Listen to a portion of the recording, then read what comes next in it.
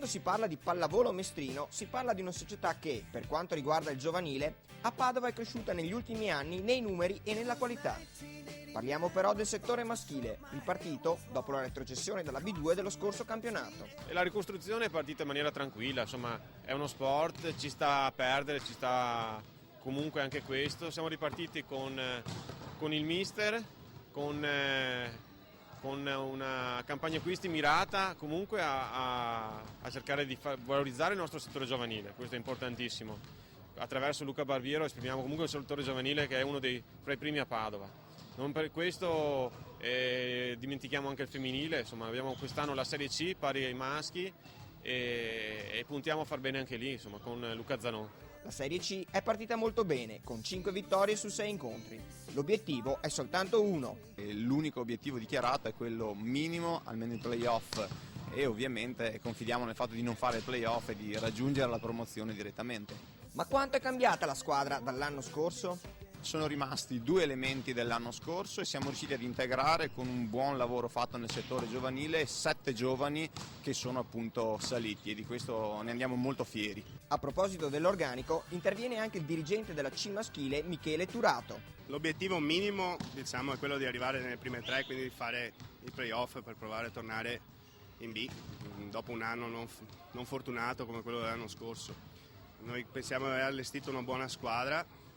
Abbiamo preso dei buoni giocatori di categoria superiore come i 2 del Monselice, Pavan e Aronne Dainese, il palesatore della B1 di Vicenza. Poi solo il campo potrà dirlo se gli acquisti sono stati indovinati o meno. Ultimamente sono i giovani a far parlare di sé a Mestrino. Ottimi i risultati raggiunti negli ultimi anni a livello provinciale e di nuovi ne stanno arrivando. Abbiamo 25 ragazzi con cui facciamo il gruppo Under 14 e Under 16 provinciale, il campionato Boy League che è il nazionale e in fase regionale quando ci qualificheremo, e con questi diciamo che sono il futuro della società. In Serie C è tornato Luca Artuso, bandiera del Mestrino che l'anno scorso ha vestito la maglia del Sottomarina Chioggia. La mia carriera pallavolistica è partita a Mestrino e sono tornato qui quest'anno dopo una breve esperienza fatta l'anno scorso a Chioggia.